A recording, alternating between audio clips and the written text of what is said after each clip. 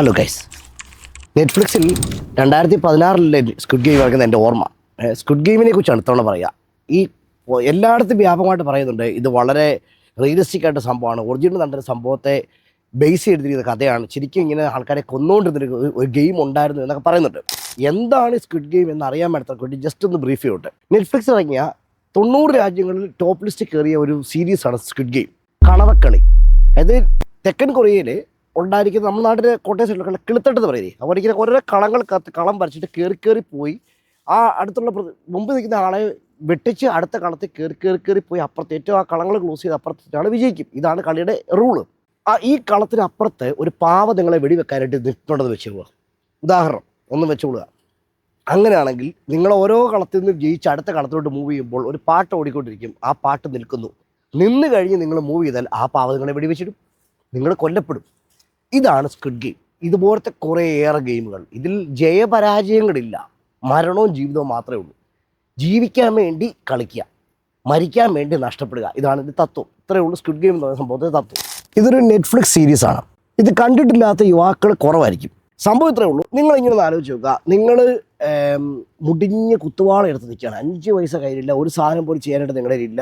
എല്ലാ സാധനങ്ങൾക്കകത്ത് നിങ്ങൾക്ക് ചെയ്യാനുള്ളതെല്ലാം നിങ്ങളുടെ ബാങ്ക് അക്കൗണ്ടിലുള്ള പൈസ തീർന്നു, നിങ്ങൾക്ക് ചിലവിന് വേറെ പൈസ ഇല്ല, നിങ്ങളുടെ വീട്ടുകാരാണ് നിങ്ങളെ സപ്പോർട്ട് ചെയ്തില്ല, നിങ്ങളുടെ ജോലി നഷ്ടപ്പെട്ടു, നിങ്ങൾ ഒരു ബിസിനസ് സൈഡിൽ കൂടെ തുടങ്ങിയായിരുന്നു, അത് 9 നഷ്ടത്തെ കലാശിച്ചു. 5 പൈസ കയ്യില്ലാതെ നിൽക്കുന്ന സമയം. അവസാനം വീട്ടിൽ ചായക്കട അല്ലെങ്കിൽ വീട്ടിൽ നമ്മുടെ അമ്മയുടെ സമ്പാദ്യപ്പെട്ടിരുന്ന് പൈസ കട്ടെടുക്കേണ്ടി വരുന്ന ഗതികേടാണ്. അങ്ങനെ പോലും ജീവിക്കാൻ മാർഗ്ഗമില്ല. അങ്ങനെ നിൽക്കുന്ന സമയത്ത് നിങ്ങൾ നിരാശരായിരിക്കും. നിങ്ങൾ ഓൾറെഡി ഭയങ്കര ഡൗൺ ആയിരിക്കും എല്ലാ കാര്യങ്ങൾക്കകത്തും. അങ്ങനെ നിൽക്കുന്ന സ്ഥലത്ത് നിങ്ങൾ ശ്രമിക്കുവാണ് ഇനി എന്തെങ്കിലും പുതിയ തുടക്കത്തിൽ എന്തെങ്കിലും ഇടയുണ്ടോ? ഒരിടയില്ല. ഒരു കൂട്ടുകാർ പോലും അടുപ്പിക്കുന്നില്ല, ബന്ധുക്കാരടുപ്പിക്കുന്നില്ല, ആരും അടുപ്പിക്കുന്നില്ല. ഒരു വൈകുന്നേരം ഒരു ബാറിനകത്ത് കൊടുത്ത് നിങ്ങളുടെ കയ്യിൽ എന്ന് പറയുന്നു 4.5 കോടി രൂപ കിട്ടുന്നൊരു ഗെയിമുണ്ട്. 4.5 കോടി ജയിച്ച 4.5 കോടി ഗെയിം എടുത്ത് ചോദിക്കുകയാണെന്നത് ഗെയിം എന്ന് തന്നെയല്ലേ പറഞ്ഞേ? അതെ. ഇതിൽ പങ്കെടുത്ത് കഴിഞ്ഞാൽ 4.5 കോടി നിനക്ക് കിട്ടാൻ ചാൻസ് ഉണ്ട്. 4.5 കോടി രൂപ കിട്ടാൻ ചാൻസ് ഉള്ളൊരു ഗെയിം.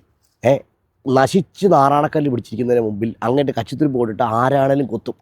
ഇവൻ ഈ ഗെയിമിന് ഈ കാർഡ് ഒരു 3 ചിഹ്നങ്ങളുള്ള ഒരു കാർഡാണത് കിട്ടുന്നത്. ഈ ഗെയിമിൻ്റെ ഒരു എൻട്രി പോയിൻ്റ് ആയിട്ട് കിട്ടുന്നത് ഇങ്ങനത്തെ കാർഡ്. ആ കാർഡും കൊണ്ട് ഇവൻ ഈ പറഞ്ഞ ആൾക്കാർ ആ പറഞ്ഞ പർട്ടിക്കുലർ പോയിന്റ് ബന്ധിക്കുന്നു, ഒരു വണ്ടി ബന്ധിക്കുന്നു, ഇവനകത്ത് കയറുന്നു, കണ്ണുകൾ ബന്ധിക്കുന്നു, ഇവനെ മയങ്ങുന്നു.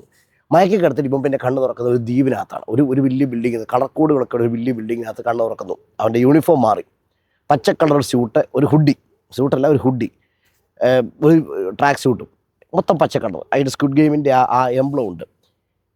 ഇവിടുന്ന് ഈ കഥ തുടങ്ങുവാണ്. ഇവൻ വന്നിരിക്കുന്ന ഒരു ഗെയിമിലേക്കാണെന്ന് മാത്രമേ ഇവനറിയാവുള്ളൂ. ആദ്യത്തെ ഗെയിം ആരംഭിക്കുന്നു.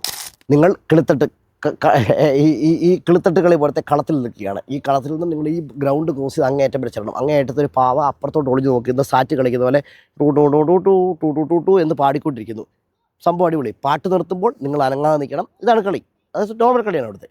പാട്ട് നിർത്തുമ്പോൾ നിങ്ങൾ അനങ്ങാതെ നിൽക്കണം. പാട്ട് ഓടിക്കൊണ്ടിരിക്കുമ്പോൾ നിങ്ങൾക്ക് മൂവ് ചെയ്യാം അടുത്തടുത്ത കളങ്ങളിലേക്ക്, അല്ലെങ്കിൽ സ്ട്രൈറ്റ് ആയിട്ട് പെട്ടെന്ന് ഓടി ഇവിടെ ക്ലോസ് ചെയ്യണം. ഇതാണ് ശ്രമിക്കുന്നത്. ആദ്യത്തെ ഈ കളി കളിക്കാനായിട്ട് ആദ്യത്തെ ഗ്രൗണ്ടിലേക്ക് സ്റ്റെപ്പ് വെക്കുന്ന നായകന് മനസ്സിലാവുന്നു സംതിങ് റോങ്. ആദ്യത്തെ പാട്ട് നിന്ന് കഴിഞ്ഞ് ഈ പാവ തല തിരിച്ച് എല്ലാവരും നോക്കിക്കഴിഞ്ഞു. ആൾക്കാർ വീണ്ടും മുമ്പോട്ട് ഓടാൻ ശ്രമിക്കുവാണല്ലോ. ആ ഓടിയവരെല്ലാം ഈ പാവ വെടിവെച്ച് കൊല്ലുന്നു. ഒരു ഗണ്ണായിരുന്നു, ഒരു മെഷീൻ ഗണ്ണാണത്. എല്ലാവരും അതങ്ങ് വെടിവെച്ച് കൊന്നു. ലിറ്ററലി ആൾക്കാർ ചത്ത് വീഴണം, നാടി ചുറ്റി ഈയാമ്പാറ്റ പോലെ. ആൾക്കാർക്ക് മനസ്സിലാവുന്നു ഇത് സീരിയസ് ആണ്, ഇത് ഗെയിമല്ല, it's something serious, it's very very critic. ഭയങ്കര സീരിയസ് ആയിട്ടൊരു സിറ്റുവേഷനോട് നമ്മൾ പോവാണ്. ഇതിൽ നിന്ന് ഇറങ്ങിപ്പോകാൻ മാർഗ്ഗമില്ല. കാരണം ഇവരെല്ലാം കമ്മിറ്റ് ചെയ്തതായിട്ട് ഇതിനകത്ത് വന്ന് കയറിയിരിക്കുന്നത്. ഇതാണ് ഈ പടത്തിൻ്റെ ആകെയുള്ള കഥ. ഈ ഒരു സീരീസിൻ്റെ കഥ എന്ന് പറയുന്ന സംഭവമാണ്. ഇതുപോലത്തെ പല ഗെയിമുകൾ നേരിയ നൂലിടയ്ക്ക് പോലും മണി കൂടിക്കൊണ്ടിരിക്കുക. അതായത് 456 പേരോളം പങ്കെടുക്കുന്ന ഒരു ഗെയിം. മൊത്തം 456 പേര് പങ്കെടുക്കുന്ന ഗെയിം. ഇവർക്ക് വേണ്ടി ഒരു സമ്മാനത്തുക നിശ്ചയിച്ചിട്ടുണ്ട് 4.5 കോടി. ഓരോരുത്തരും ചാകും തോറും അവരുടെ മൂല്യം ഈ വലിയൊരു ബക്കറ്റ് പോലെ ഈ സെൻട്രൽ ഹാളിൽ കൂട്ടി വെച്ചിരിക്കും. ഇവരുടെ ഡോർമെട്രിക്കകത്ത് ഇവിടെ കിടത്തുന്നത്. അതിനകത്ത് ഇതിങ്ങനെ വന്ന് വീണ് പൊട്ടിക്കും. ഇന്ന് 200 പേര് മരിച്ചു, അപ്പോൾ 500 പേരുടെ പൈസ ഇവിടെ വന്ന് വീണു. അപ്പം വിഹിതം കൂടിക്കൊണ്ടിരിക്കുകയാണ്. പിന്നെ ആൾക്കാർ തിരിച്ചറിയുന്നു നമ്മുടെ കൂടെയുള്ളവരെ കൊന്നാലും അവൻ്റെ വിഹിതം കിട്ടും. എനിക്ക് നേരിട്ട് കിട്ടിയില്ലെങ്കിൽ എനിക്ക് കളി ജയിക്കുമ്പോൾ ഈ പറഞ്ഞ വലിയ സമ്മാനത്തൊക്കെ എന്നെ കാത്തിരിക്കുന്നു. അവർ പരസ്പരം കൊല്ലാൻ തുടങ്ങുന്നു. അപ്പോൾ ഈ ഗ്രൂപ്പിനകത്ത് കുറേ മര്യാദക്കാർ, നമ്മുടെ നായകനൊക്കെ മര്യാദക്കാരനാണ്. മര്യാദക്കാർ കുറച്ച് പേര് ഉറക്കമുളച്ച് കാത്തിരിക്കുകയാണ്. കാരണം ഇവിടുത്തെ ദുർബലരായ മനുഷ്യരുണ്ട്, വൃദ്ധരായിട്ടുള്ള ആൾക്കാർ, ഗർഭിണികളായിട്ടുള്ളവർ, അവരെയൊക്കെ ഇവർ കൊന്നേക്കാം. ഈ ഗുണ്ടകളായിട്ടുള്ള ആൾക്കാർ കൊന്നേക്കാം. ഈ പരസ്പരം രണ്ട് ചേരിയാവുകയാണ്. ലോകമാണ് ഈ കാണുന്നത്. നമ്മൾ അത് പാവപ്പെട്ടവൻ ഉള്ളവനും ഇല്ലാത്തവനും തമ്മിലുള്ള അന്തരം. കയ്യുക്കുള്ളവൻ കയ്യുക്കില്ലാത്തവന്, ശക്തിയില്ലാത്തവനെ കൊന്നുകളയുകയും ഇല്ലാതാക്കുകയും ചെയ്യുന്ന ലോകം. അതിനെ നമ്മൾ വേറൊരു ആംഗിളിൽ കാണുവാണ്. തീം അതാണെങ്കിലും നിങ്ങൾ ഈ കണ്ടിരിക്കുന്ന ഒരൊറ്റ എപ്പിസോഡിൽ പോലും നിങ്ങളുടെ തല ഈ തീമൊന്നും കത്തൂല. പച്ചയായ ചോര, പച്ച ചോര, ഭയങ്കര ബ്രൂട്ടലായിട്ടുള്ള കൊലപാതകങ്ങൾ.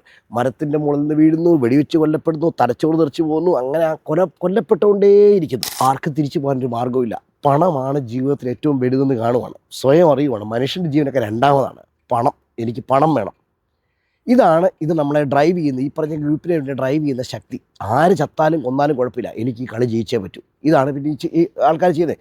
മനുഷ്യൻ്റെ ഈ മൊറാലിറ്റിയൊക്കെ മാറും. ഇതിൽ എന്താണ് ഈ സംഘാടകരുടെ ലാഭം? സംഘാടകരെ ഈ പറഞ്ഞ ഓരോന്നും ഇവരുടെ ഡോർമിറ്ററി കിടക്കുന്നത്, ഇവർ നമ്മുടെ അടികൾ, ഇവർ നമ്മുടെ സംഭാഷണങ്ങൾ, ഇവർ വീണ് ചാകുന്നത്, ഈ ഓരോ മത്സരങ്ങൾ, ഇത് മുഴുവൻ പല പല പല ആംഗിളിൽ ക്യാമറകൾ വെച്ചിരിക്കുക. ഡെത്ത് റേസ് പോലത്തെ സിനിമകൾ ഓർക്കുന്നുണ്ടെങ്കിൽ മനസ്സിലാവും. ഡെത്ത് റേസ് പറഞ്ഞ പടം ഓർക്കുന്നുണ്ടോ? ജേസൺ സ്റ്റാത്തം. അതിനകത്ത് ഇതാണ് ചെയ്യുന്നത്. അവരെ ഫോഴ്സ്ഫുള്ളി ഇങ്ങനെ ഒരു സംഭവത്തെ കൊണ്ടിറക്കിയിട്ട് റേസ് ചെയ്യാൻ ശ്രമിക്കുന്നു, റേസ് ചെയ്ത് കൊല്ലുക അങ്ങോട്ടും ഇങ്ങോട്ടും. അതാണ് ഡെത്ത് റേസ് ചെയ്യുന്നത്. അതിനകത്ത് ഇതുപോലെ തന്നെ CCTV വെച്ച് ലോകം മൊത്തം പന്തയങ്ങൾക്ക് വേണ്ടി ഓപ്പൺ ചെയ്ത് കൊടുക്കണം. അതൊരു കോമൺ ബെറ്റിംഗ് റൂമായി മാറുവാണ്. ലോകത്ത് ആർക്ക് വേണ്ടി, ആരുടെ മുകളിൽ വേണ്ടി പന്തയം വെക്കാം. ചാകുന്നതിൻ്റെ മുകളിലുള്ള പന്തയം നഷ്ടപ്പെടും, ജയിച്ചവൻ്റെ മുകളിലുള്ള പന്തയത്തിലൂടെ തുക കിട്ടും. അങ്ങനെ അതൊരു ജീവൻ മരണ പന്തയമായി മാറുന്ന ഒരവസ്ഥ. അതാണ് സ്ക്വിഡ് ഗെയിം. അതാണ് സംഘാടകരുടെ ലാഭം. അവരതിനു വേണ്ടി എന്ത് ചെയ്യും, എന്തിനു വേണ്ടി കണ്ണടയ്ക്കും. കാരണം അവർക്ക് പൈസ വന്നുകൊണ്ടിരിക്കുക, കുമിഞ്ഞുകൂടി പൈസ വരുവാണ്. ഇപ്പോൾ ഈ കഴിഞ്ഞ ഇടയ്ക്കാണ് സ്ക്വിഡ് ഗെയിമിൻ്റെ സെക്കൻഡ് സീരീസ് വന്നത്. ഇത് ഫസ്റ്റ് സീരീസ് ഞാൻ പറഞ്ഞു 2016. 2024 സെക്കൻഡ് സീരീസ് വന്നു, ഒക്ടോബർ ആണെന്ന് തോന്നുന്നു. വീണ്ടും പഴയ പോലെ തന്നെ ഭയങ്കര ലോകം മൊത്തം. അതായത് മനുഷ്യന് ആർക്കും മരിക്കുന്നത് ഇഷ്ടമില്ല, കൊലപാതകം ഇഷ്ടമില്ല, മാർക്കോയൊക്കെ പറഞ്ഞില്ല. ആൾക്കാരൊക്കെ ഭയങ്കര ചീത്ത വിളിയാണ്. പക്ഷേ എങ്ങനെയാണ് പിന്നെ ആരാണ് ഈ സീരീസ് കണ്ടത്? ഈ 90 രാജ്യങ്ങളിൽ ടോപ്പ് ലിസ്റ്റ് കയറാൻ വേണ്ടി ആരാണ് ഇത് ഒളിച്ചിരുന്ന് കണ്ടത്? അതോ മെഷീൻ വെച്ച് നിങ്ങൾ കണ്ടോ? ഇല്ല. അപ്പോൾ എല്ലാ മനുഷ്യൻ്റെ ഉള്ളിൽ ഒരു മൃഗമുണ്ട്. എല്ലാ മനുഷ്യൻ്റെ ഉള്ളിൽ ചോര കാണുമ്പോൾ കുതൂഹലത കുതി കുത്തുന്ന ഒരു സാധനം നിങ്ങളുടെ ഉള്ളിലുണ്ട്, ഒരു മൃഗം. അതാണ് നിങ്ങളെ കൊടുത്ത് കാണിക്കുന്നത്. ഈ സീരീസ് ഇത്രയും വിജയമാകാൻ വേറൊരു കാരണം പറയാനില്ല.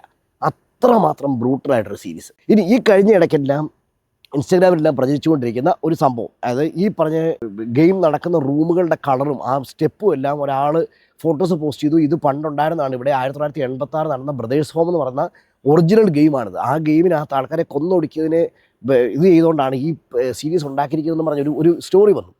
ഭയങ്കരമായിട്ട് വൈറലായ സ്റ്റോറി. കാരണം ആൾക്കാർ വിചാരിക്കും ശരിക്കും ആൾക്കാരെ കൊന്നൊടുക്കിയതിൻ്റെ കഥയാണ് നമ്മൾ ഈ കണ്ടുകൊണ്ടിരിക്കുന്നതാണ്. ശരിക്കും അതല്ല.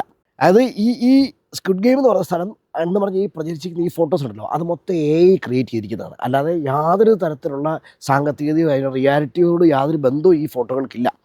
AI വെച്ച് സിറ്റി ഹെർമിറ്റ എന്ന് പറയുന്ന ആർട്ടിസ്റ്റ് ഉണ്ടാക്കിയ AI ഫോട്ടോസാണ് നിങ്ങൾ ഈ ഇൻസ്റ്റാഗ്രാമിൽ കണ്ടുകൊണ്ടിരിക്കുന്നത്. അതിന് ഫാക്റ്റുമായിട്ട് യാതൊരു ബന്ധവുമില്ല. ബ്രദേഴ്സ് ഹോം എന്താണ്? ബ്രദേഴ്സ് ഹോം സംഭവം ശരിക്കും അങ്ങനെ ഒരു ഗെയിം ഉണ്ടായിരുന്നു. 1986 ദക്ഷിണ കൊറിയയിലെ ബുസാനിൽ ഇങ്ങനൊരു കോൺസെൻട്രേഷൻ ക്യാമ്പ് ഉണ്ടായിരുന്നു.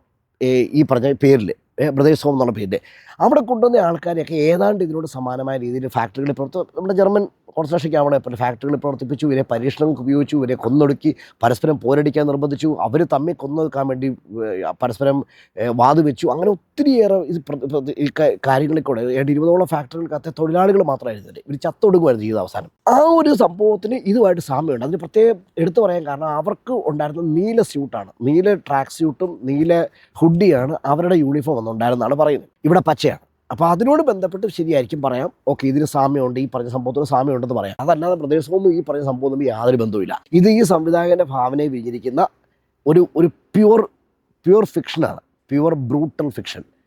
ഇത് ദഹിക്കുന്നവർ കാണുക.